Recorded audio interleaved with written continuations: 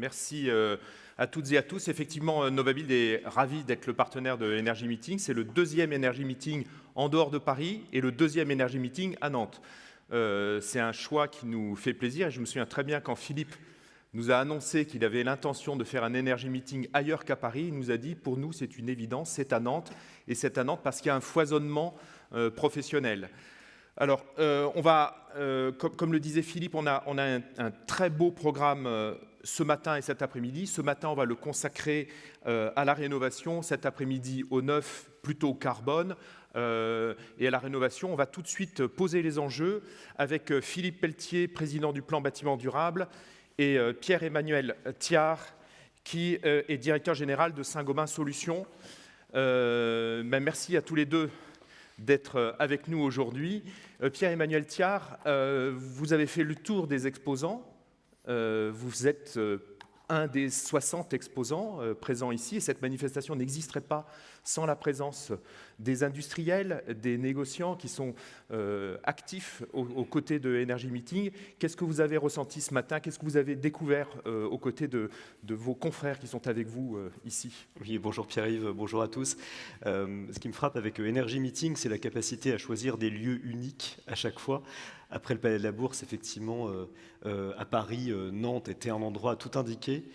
Ce qui me frappe, c'est l'énergie, la bonne humeur qui se dégage depuis ce matin. Je crois qu'on a tous beaucoup de plaisir à se retrouver en présentiel après cette longue période de Covid. Voilà, une atmosphère chaleureuse, constructive, concentrée, et donc qui nous promet, j'en suis sûr, une journée riche.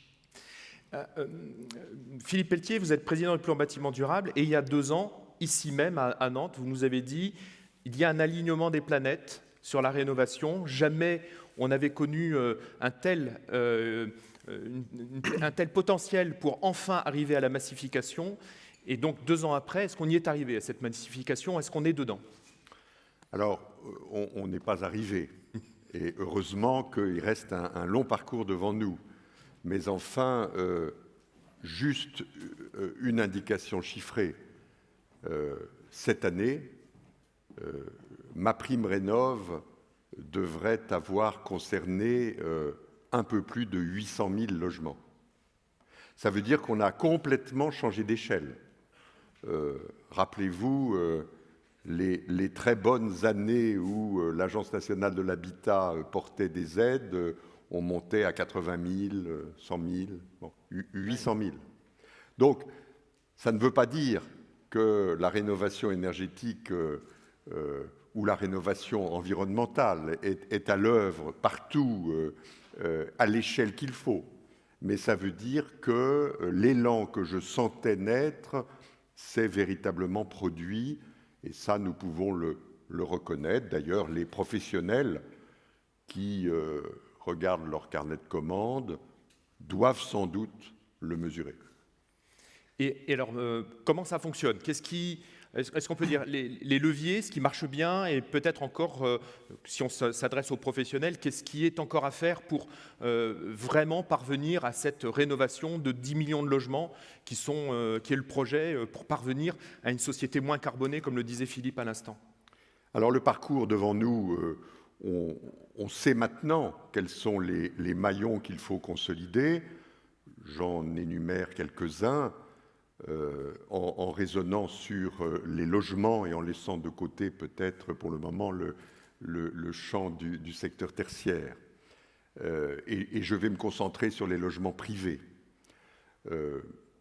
On peut dire que l'idée de rénover, elle est maintenant contagieuse, qu'elle a gagné l'ensemble du pays. Ça ne veut pas dire que tout le monde est passé à l'acte, mais enfin, tout le monde a entendu parler qu'il pouvait se passer quelque chose, que d'autres l'ont fait, que ce serait peut-être le bon moment. Ce sentiment général, il est en place. 2, le niveau de subvention qui aide à passer à la décision. On l'a vu, les chiffres que je viens de dire sont tout à fait éclatants. Il y a un mouvement d'action. Alors, il reste encore des sujets à consolider. Il y a un premier sujet qui est l'accompagnement des ménages. Pour le moment, on a à peu près partout sur le territoire des conseillers FAIRE qui informent conseil. Il manque la phase d'après, c'est après le conseil, je prends la main, j'accompagne ceux qui en ont besoin. Alors cet accompagnement, vous savez qu'une loi récente a décidé de le mettre en place, de le généraliser. Tout ça va prendre quelques mois, mais enfin, ce phénomène est en place. Le deuxième point, du côté des ménages les plus fragiles, quand bien même le taux de subvention est important, il atteint 80-85%, le reste à charge est souvent insupportable pour ces ménages. Serait-il de quelques peu d'euros, mais insupportable. Et on est en train de mettre en place un système qu'on appelle le prêt avance mutation, qui est en somme de dire à ces ménages, on vous prête l'argent qui permettra de faire la jonction, et vous le rembourserez in fine, c'est-à-dire soit lorsque vous vendrez le bien, soit vos héritiers le rembourseront à votre décès, parce que principalement, ce sont des personnes âgées qui sont concernées. L'idée a été posée récemment. Deux réseaux sont en train de se préparer à le distribuer dès le début de l'année prochaine sans doute, la Banque Postale et le Crédit Mutuel. Je ne doute pas que les autres réseaux mutualistes suivront. Bref, il y a là quelque chose qui vient permettre aux personnes les plus fragiles de s'engager dans ce processus. Alors, il reste d'autres choses à faire, et je les évoque juste d'un mot. La première chose, c'est qu'il faut que, et on va reprendre ça avec un mot qui va s'appliquer à deux réalités, il faut élargir ou grossir la maille d'intervention. Il faut le faire en faisant que les rénovations par geste, qui sont aujourd'hui les plus nombreuses, deviennent le plus souvent des rénovations globales, qui est une efficacité sur le logement, qu'elle se déroule en une ou en plusieurs fois. Et puis il faut, à mon avis, que les élus locaux s'emparent du sujet et considèrent que c'est leur rôle d'essayer d'organiser la rénovation à une échelle supérieure à celle du logement ou de l'immeuble. C'est l'échelle du quartier, de l'îlot, du centre-ville, où un élu peut contracter avec l'État, avec les autres collectivités, pour fournir avec une unité de temps, de lieu et d'action aux habitants du quartier l'occasion de rénover à belle échelle. Et on sait que si ce phénomène se produit, des entreprises plus grandes, plus grosses que les entreprises artisanales, s'intéresseront à ce périmètre d'action. Voilà une voie qui me paraît être une voie pour rendre plus efficace l'action qu'on peut mener. Vous avez parlé du tertiaire rapidement, ça a été un combat pour vous, il y a eu une sorte de serpent de mer, on a parlé d'un décret qui devait arriver, c'était comme Anne, ma sœur Anne, on ne le voyait jamais venir, et puis il est là. Est-ce que vous voyez quelque chose bouger sur le tertiaire? Est-ce que le décret est suffisant? Je casse le rétroviseur, pas la peine, pas la peine, il y a eu un loupé, fini, on n'en parle plus. Je regarde l'avenir, l'avenir c'est un texte réglementaire qui a été élaboré dans la plus grande concertation possible, inouï même, de voir le niveau de concertation entre les professionnels et l'administration pour construire ce parcours. Maintenant, il faut le faire vivre, probablement l'ajuster, parce qu'on s'est peut-être trompé sur tel ou tel point, et la concertation va continuer à fonctionner. Donc les retours terrain sont importants. Voilà, ils sont majeurs. On va rassembler tout cela et l'administration est déjà acquise à l'idée d'ajuster le tir si c'est nécessaire. Et il va falloir inscrire dans la durée, puisqu'on est sur un parcours de 30 ans, inscrire dans la durée, sans perdre de temps, ce processus de mise à niveau des gros bâtiments tertiaires. Et il y a un sujet qui n'est qu'à peine effleuré, ce qu'on appelle le petit tertiaire, c'est-à-dire qui n'est pas concerné directement. Les commerces de pied d'immeubles, les petits locaux des professionnels indépendants, etc., qui n'ont pas la surface les rendant éligibles au texte réglementaire. Et pour cela, il est inventé 2 choses. Pour le moment, on dit que les conseillers faire peuvent informer, conseiller pour aider à rénover, comme on le fait pour les particuliers à l'égard de leur logement. Et deuxième chose, il y a un crédit d'impôt qui est en place pour faciliter le passage à l'acte. Mais on peut penser que dans cette période de sortie de crise, les propriétaires de ce petit tertiaire ont peut-être envie d'engager leur argent dans leur activité davantage que dans leurs locaux. Donc on observera ça. Voilà, c'est un chemin qui se construit volontairement. Il va falloir le baliser et qu'on le fasse ensemble. Le plan bâtiment durable ayant vocation à jouer ce rôle interactif. Merci Philippe Pelletier. Alors, Pierre-Emmanuel Thiard, avec votre position d'observation, Saint-Gobain Solutions, quel regard vous avez sur la mobilisation des professionnels, déjà dans un premier temps, par rapport à la rénovation ? Le premier point, vous parliez tout à l'heure de décarboner le bâtiment. Pour nous, en tant qu'industriels, ça commence par s'appliquer à nous-mêmes, ce qu'on va porter à l'ensemble du marché, donc décarboner nos propres activités. Le groupe Saint-Gobain fait partie des groupes qui se sont engagés à devenir zéro carbone à horizon 2050. Je rappelle que ce n'est pas une lubie même propre à la France. Finalement, 120 pays qui représentent 70% des émissions de CO2 se sont engagés à devenir neutre carbone en 2050. Décarboner nos process. Philippe Nounès disait tout à l'heure 2050, ça paraît un horizon très loin. Pour des industriels, c'est demain. Pour vous donner un exemple, un four verrier, vous savez que nous on est évidemment le vitrage bâtiment, mais la laine de verre aussi découle des fours verriers. Un four verrier, ça a une durée de vie de 20 ans en moyenne. Donc pour que l'ensemble de nos fours soit au meilleur standard zéro carbone en 2050, c'est-à-dire qu'il faut que la technologie soit prête en 2030. Et donc, ça veut dire qu'il faut que dès maintenant, la R&D se mette en ordre de marche pour que nous soyons prêts à déployer l'ensemble du dispositif. Donc, c'est un travail assez considérable qui porte à la fois sur la décarbonation de nos process, l'électrification, la diminution de la consommation d'eau, par exemple, et aussi l'intégration du recyclage à tous les niveaux pour se substituer à la matière naturelle et réduire nos prélèvements dans la nature. Alors, on parle beaucoup de décarbonation aujourd'hui, ça va être un peu une sorte de fil rouge dans la journée, mais on a aussi la question de la ressource. Le bâtiment prélève beaucoup de ressources et une des solutions, c'est de retravailler sur la question du recyclage. Je dis retravailler parce que c'est en fait quelque chose de naturel dans la profession depuis toujours, mais il faut reprendre un cycle. Est-ce que vous avez enclenché un certain nombre de choses là-dessus ? Complètement. Je rebondis sur votre point. D'ailleurs, dans la série, il ne faut pas qu'on s'auto-flagelle collectivement et le bâtiment, depuis longtemps, fait un certain nombre de choses très intéressantes.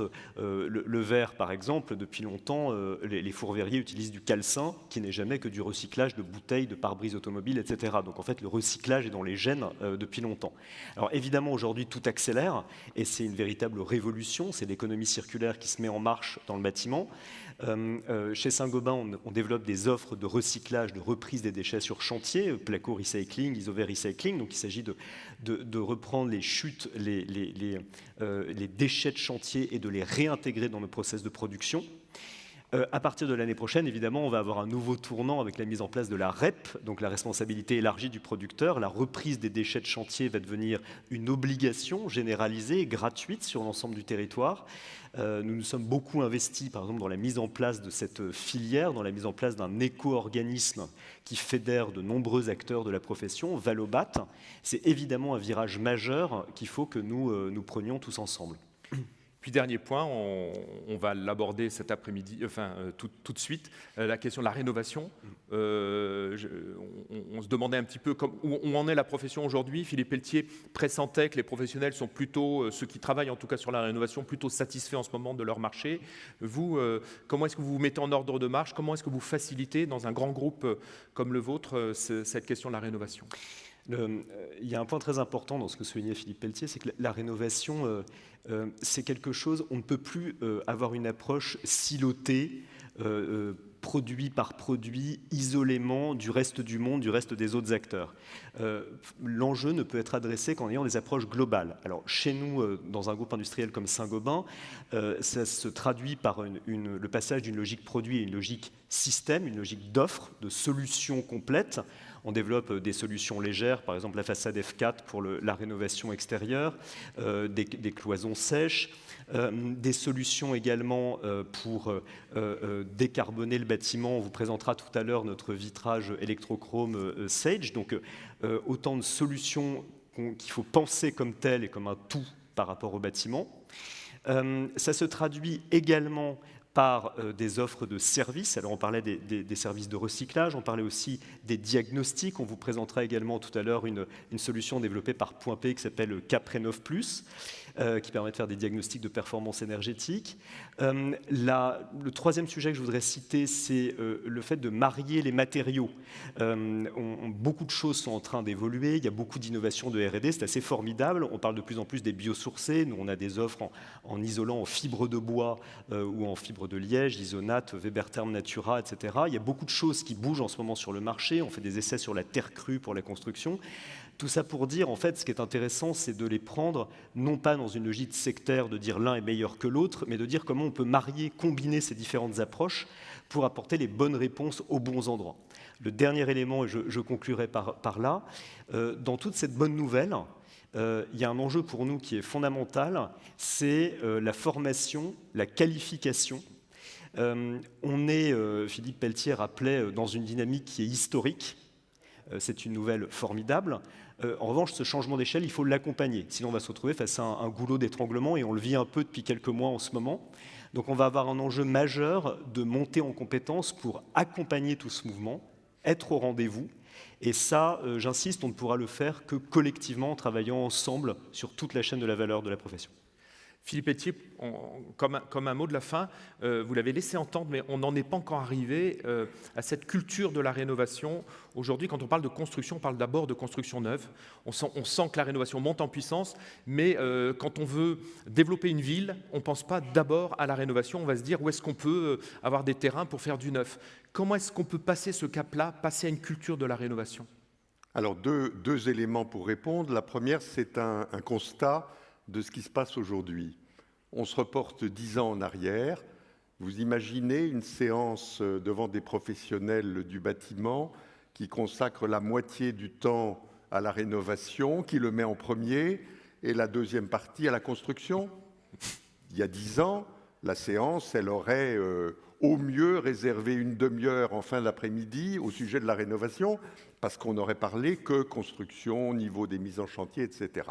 Il y a donc une petite révolution tranquille qui s'est produite parce que je pense que vous trouvez comme moi que c'est normal qu'on consacre du temps à la rénovation. Le deuxième sujet, c'est pour répondre à cette question et à cette culture de la rénovation qui s'installe, c'est une mise en perspective que je veux vous donner.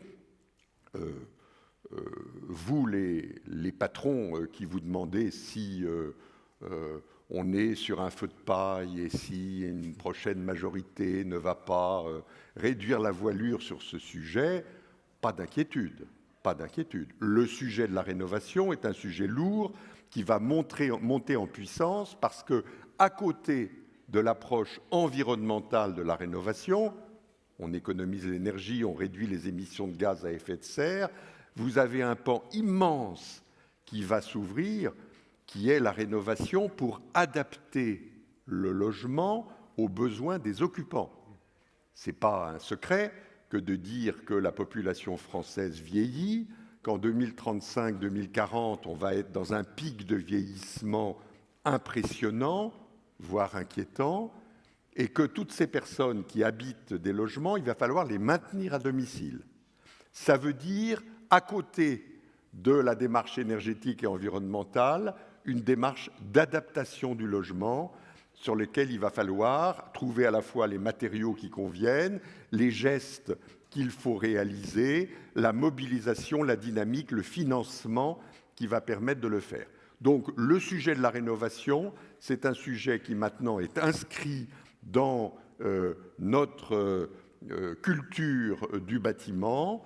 Elle ne chasse évidemment pas la construction, et on en parlera cet après-midi, mais elle devient une majeure de l'action, et pour longtemps, et dans toutes ses facettes. Merci beaucoup. Si vous voulez bien applaudir nos deux intervenants.